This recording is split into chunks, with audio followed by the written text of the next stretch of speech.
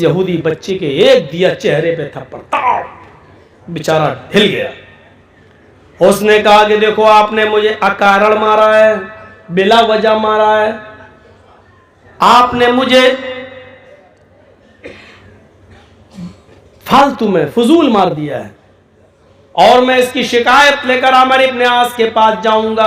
उस यहूदी बच्चे को यह नहीं मालूम कि ये अमर इब्न आस का बेटा है।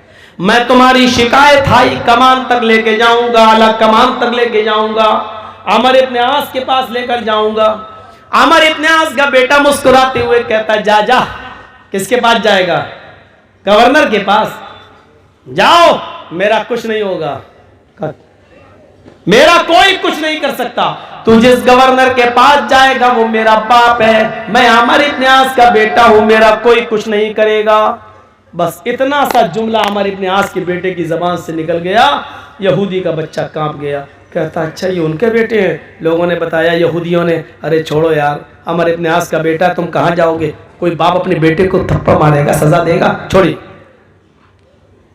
उसने फिर हिम्मत नहीं हुई और खामोश हो गया। एक महीने के बाद अचानक हजरत उमर मिस्र पहुंचते हैं।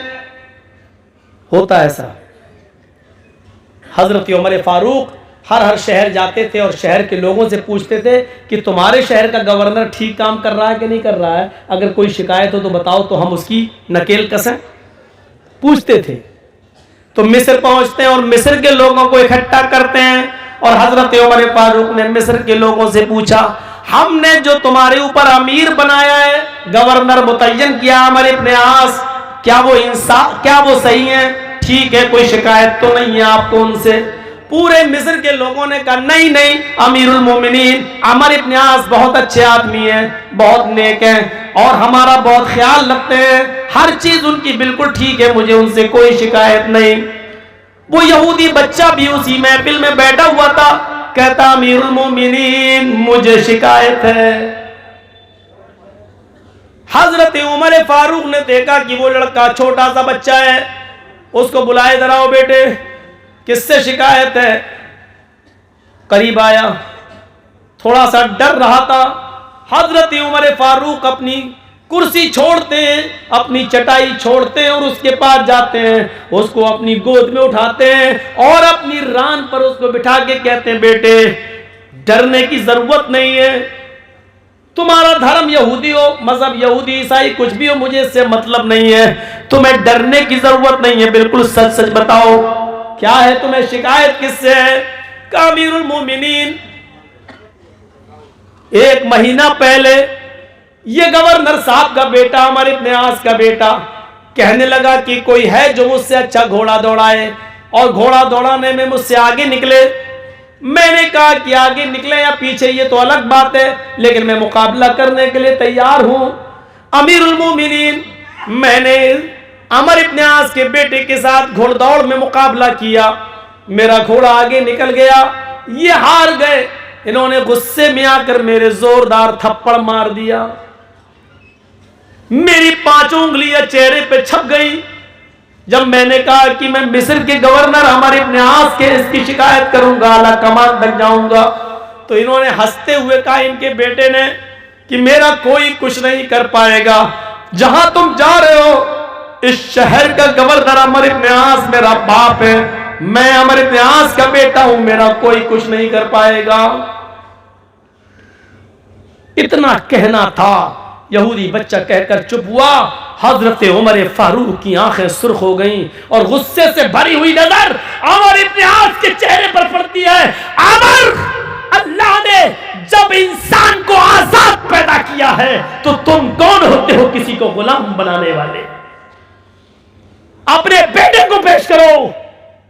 बेटे को पेश कर दिया, बेटे ने सर झुका दिया, हाँ अपनी गलती का इतराफ कर लिया। खड़े हो जाओ। अमर इब्न आस का बेटा खड़ा कर दिया गया। यहूदी बच्चे से कहा,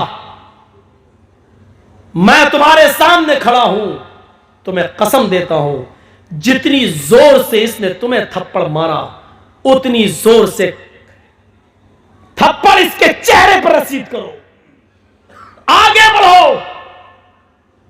यहूदी बच्चा आगे बढ़ता है और अपना हाथ उठाकर उतनी जोर से जितनी उसके पास ताकत थी, अपनी ताकत के मुताबिक थप्पड़ उसके अमर इब्न आस के बेटे के चेहरे पर चढ़ता है। यहूदियों ने ताली बजाना शुरू कर दी, इस इंसाफ का खैर मकदम किया और कहा, अमीरुल मोमिनीन, आपके इंसाफ से हमें खुशी हुई। अमर इब्न आस ने कहा, अमीरुल मोमिनीन, ये मेरी अदालत में मुकदमा आया ही नहीं था। अगर ये बच्चा मेरे पास चला आता और मुझे बताता तो मैं उसी वक्त सजा देता अपने बेटे को, लेकिन आया ही नहीं और किसी ने मुझे बताया भी नहीं। इसलिए चलिए, आपने इंसाफ कर दिया, अच्छा हुआ। हजरत उमर फारूक ने कहा, अमर इब्न आस, अभी इंसाफ नहीं हुआ। कहा, अमीरुल मोमिनीन, अब क्या बाकी है? कहा, तुम खड़े हो जाओ। गवर्नर को खड़ा किया, तुम खड़े हो। मैं? हां। कहा, कंबर, अपने गुलाम को, खादिम को आवाज दी। हजरत उमर ने, खादिम,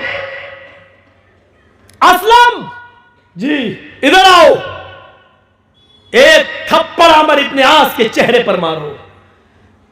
यहूदी भी चीख पड़े, अमीरुल मोमिनीन, जिसने थप्पड़ मारा था उसको थप्पड़ पड़ गया, अब इनको थप्पड़ क्यों मारा जा रहा है? अमर इब्न आस कहते हैं, अमीरुल मोमिनीन, ये कैसा इंसाफ है? मेरे बेटे ने थप्पड़ मारा, मेरे बेटे को बदला मिल गया, इंसाफ हो गया, मुझे थप्पड़ क्यों मारा जा रहा है? मेरा क्या कसूर है? कहा, पहले थप्पड़ खाओ, कसूर बाद में बताऊंगा। गुलाम ने, असलम ने उनकी इच्छा पूरी की। हजरत उमर का हुक्म मानते हुए एक थप्पड़ अमर इब्न आस के गाल पे मारा गया। अमर इब्न आस का गाल हिल गया। हजरत उमर फारूक ने कहा, अमर, यह थप्पड़ तुम्हारे चेहरे पर इसलिए मारा जा रहा है क्योंकि तुमने अपने बेटे को सही तरबियत नहीं दी। अगर तुमने अपनी औलाद को, अपने बेटे को सही तरबियत दी होती तो तुम्हारा बेटा ये नहीं कहता कि मैं शहर के गवर्नर का बेटा हूं, मेरा कोई कुछ नहीं कर पाएगा। इस्लाम लाने के बाद कोई बड़ा और छोटा नहीं है, जितना हक तुम्हारा है उतना ही इस शहर के एक एक नागरिक का है। तुम अमीरुल मोमिनीन हो लेकिन हकीकत में खादिम हो, लोगों की खिदमत के लिए पैदा किए गए हो। या तुम्हें सरपरस्ती दी गई है, लेकिन इसका यह मतलब नहीं कि तुम्हारा बेटा जो मन में आए करे और जो तुम चाहोगे करोगे। नहीं, यह थप्पड़ तुम्हें इसलिए मारा जा रहा है ताकि तुम अपने बेटों को सही तरबियत दे सको। तुमने अपनी औलाद को सही तरबियत नहीं दी। यह अदल था। मारा यहूदी बच्चे को अमर इब्न आस के बेटे ने, थप्पड़ एक पड़ा, लेकिन इस यहूदी बच्चे की वजह से थप्पड़ दो लोगों को मारा गया, अमर इब्न आस के बेटे को भी और अमर इब्न आस को भी। ऐसा आदल कहां मिलेगा देखने को? सबक यह भी दिया कि यहूदी सही, लेकिन तुम्हारे बच्चे को यह हिम्मत कैसे हुई कहने की कि मेरा बाप इस शहर का गवर्नर है, मेरा कोई कुछ नहीं कर पाएगा।